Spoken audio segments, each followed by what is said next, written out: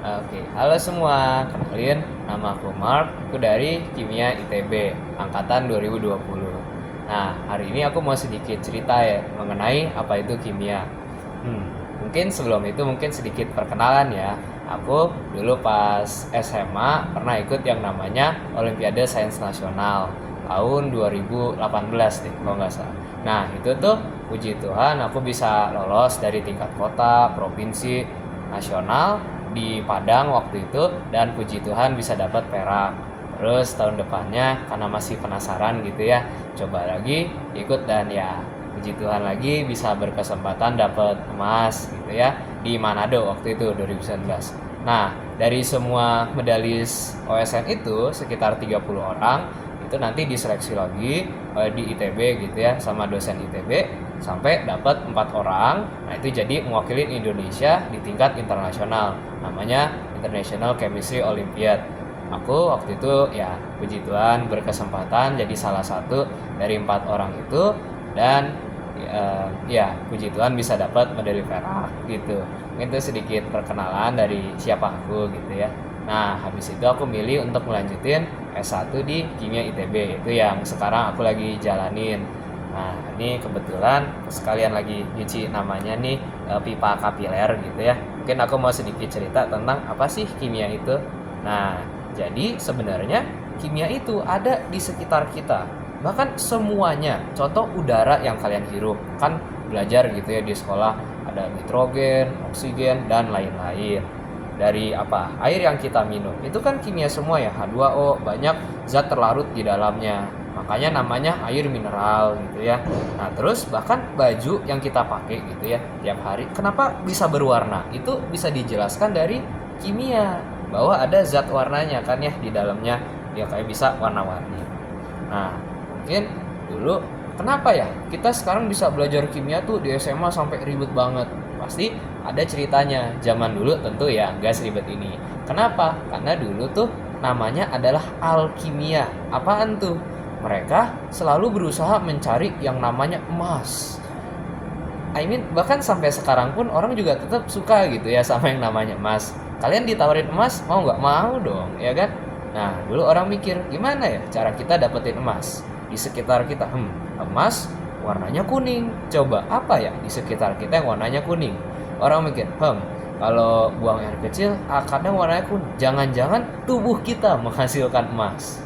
Jadinya orang ngumpulin, habis itu diuapin gitu ya. Jadinya pesing, enggak ya? Ya pesing sih. Terus kan ada juga padatannya. Ternyata bukan emas. Jadi ternyata setelah dianalisis lebih lanjut, ketemu nih ternyata namanya adalah fosforus gitu ya. Nah, itu barulah orang pertama kali mengamati bahwa di sekitar kita itu banyak banget hal-hal yang bisa diubah tergantung sesuai kebutuhan. Nah, terus orang mikir lagi, jangan-jangan setiap zat apapun di sekitar kita tuh bisa kita pecah-pecah, ya kan? Kayak kertas kita sobek-sobek gitu kan. Jangan-jangan ada bagian terkecilnya. Orang yang pertama kali mikirin ini tuh namanya Om Demokritus, orang Yunani gitu ya. Nah, dia bilang bahwa semua zat itu terdiri dari zat paling kecil yang tidak dapat dibagi. Nah, jadi kalau dalam istilah scientific gitu, yang awalnya A gitu, itu artinya tidak gitu ya. Jadi terus ada tomos, artinya bagi. Jadi atom artinya tidak dapat dibagi lagi. Nah, di Demokritus mikir bahwa semua zat itu terdiri dari atom, yaitu zat-zat yang tidak dapat dibagi lagi. Nah, ini adalah satu jalan menuju kebenaran yang akan dibuktikan oleh penerus-penerus berikutnya. Berikutnya itu yang terkenal lagi namanya John Dalton. Nah, Om Dalton ini bilang bahwa semua yang perkataan Demokritus itu benar, dan tiap zat itu ada unsur penyusunnya masing-masing. Contoh kaca itu beda dengan katakan tisu gitu ya. Lalu beda dengan katakan kayu dan lain-lain sebagainya. Tiap unsur itu punya simbolnya masing-masing.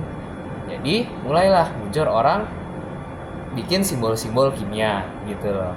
Nah, habis itu ada lagi berikutnya namanya si Lavoisier.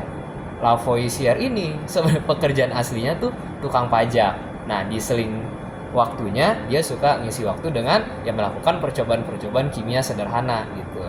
Dia penasaran bahwa kalau katakan kayu gitu ya, kita bakar, terus ditimbang lagi sama dia, ternyata masanya tuh mirip-mirip. Jadi dia pertama kali mencetuskan namanya hukum kekekalan massa, bahwa massa sama seperti energi, tidak dapat diciptakan atau dimusnahkan, cuma bisa diubah bentuknya dari awalnya kayu gitu ya, misalnya jadi CO2 dan air berdasarkan persamaan ini gitu ya. Nah, makanya orang tanya gitu, kamu kuliah di mana? Jurusan kimia. Wah, mikirnya bikin bom ya. Itu kenapa? Mungkin karena mereka belum ketemu manfaat kimia dalam hidupnya yang lebih spesial gitu ya. Mungkin karena itu juga di Indonesia kimia itu belum cukup banyak berkembang.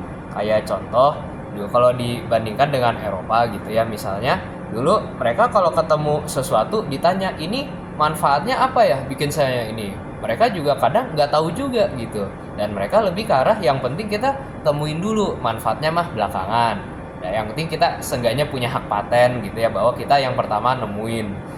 Nah, ini juga berguna, tapi mungkin waktunya nggak akan kita lihat dalam hidup kita sekarang ini. Sebagai contoh, ada senyawa dulu tuh namanya cisplatin. Itu tuh ditemuin 1845 gitu ya. Tapi orang nggak tahu gunanya buat apa. Hingga suatu saat di tahun 1960-an gitu, ada peneliti yang nggak sengaja gitu ketumpahan, dan dalam sel bakteri, ternyata sel bakterinya kok nggak numbuh. Tapi pas setelah diangkat gitu, sel bakterinya tumbuh lagi. Wah, apaan nih? Jangan-jangan bisa berguna sebagai obat anti kanker. Nah, itu namanya cisplatin. Nah, di Indonesia sebenarnya banyak yang belajar kimia dan bisa menemukan manfaatnya. Tapi pas mereka mau pakai zatnya, udah diklaim duluan sama let's say negara luar. Jadi kita harus bayar hak paten lagi ke mereka. Jadi kan kayak sayang gitu ya, bahwa negara kita jadinya susah untuk memanfaatkannya lebih jauh lagi, karena untuk pengembangan ilmu dasarnya aja orang masih selalu nanya ini gunanya apa. Sementara kan harusnya kalau dari sudut pandang scientific itu ya nggak apa-apa, kita nemuin dulu, seenggaknya kita mereport dan bisa menjelaskan ini tuh apa, untuk manfaatnya apa, ya mungkin let's say berapa puluh atau bahkan ratus tahun ke depan baru jadi gitu. Nah, mungkin cerita terakhir hari ini karena udah pada bersih juga nih ya, yaitu mengenai aplikasi kimia. Nah, jadi dulu ceritanya ini aku dapat dari dosen aku sih pas di kelas gitu ya. Dosen aku dulu cerita, jadi di Jepang itu orang nanya, kenapa sih kita harus bikin eksperimen tuh mahal-mahal, kayak katakan 100 miliar, tapi gunanya buat apa ya, nggak tahu. Nah, dulu tuh ada cerita di Jepang, katakan lagi pada kumpul-kumpul satu RT RW gitu ya, ada acara masak kari gitu kan. Nah, habis itu tuh ternyata ada keracunan makanan. Nah, terus untuk mengetahui siapa pelakunya, kebetulan di gentong karinya itu tuh ada sisa sedikit yang belum kecuci. Itu diambil dengan jumlah sedikit, lalu dimasukin ke mesinnya. Mesinnya itu tuh gede banget lah pokoknya, kayak segede lapangan sepak bola, bahkan kayak hampir satu bukit gitu mesinnya, namanya sinkrotron. Nah, di sinkrotron itu tuh bisa ketahuan dari jumlah sampel sesedikit itu, setelah didetek ternyata dihasilin ada unsur namanya arsenik di dalamnya. Diduga ini berasal dari salah satu warganya yang adalah kerjanya ngebunuh tikus gitu. Nah, tapi kan untuk sekadar arsenik doang itu tidak bisa menyimpulkan, bisa aja arseniknya teh dari mana gitu kan. Nah, ternyata selain arsenik ada juga kadar-kadar zat lain yang secara spesifik bisa ditentukan oleh alatnya itu. Kayak contoh misalnya kadar fosfornya atau kadar apanya yang cocok banget, sama banget dengan kadar yang ada dalam racun tikus milik orang ini. Jadi kan udah jelas bahwa hanya orang ini yang punya akses terhadap zat itu. Jadi kan di pengadilan lebih gampang untuk akuisisinya ya, lebih mudah untuk ya menentukan siapa pelakunya. Jadi sejak saat itu warga Jepang nggak pernah lagi gitu nanyain untuk apa sih dana segede berapa ratus miliar juta gitu untuk alat ini. Jadi mungkin apakah di Indonesia harus ada kasus seperti itu dulu? Wah, saya kurang tahu ya. Tapi saya inginnya semoga kita semua yang menonton ini bisa lebih terbukakan pikirannya dan lebih menghargai ada kimia apa saja di sekitar kita. Itu dulu mungkin, sekian dari saya. Sampai ketemu di video lainnya. Dadah.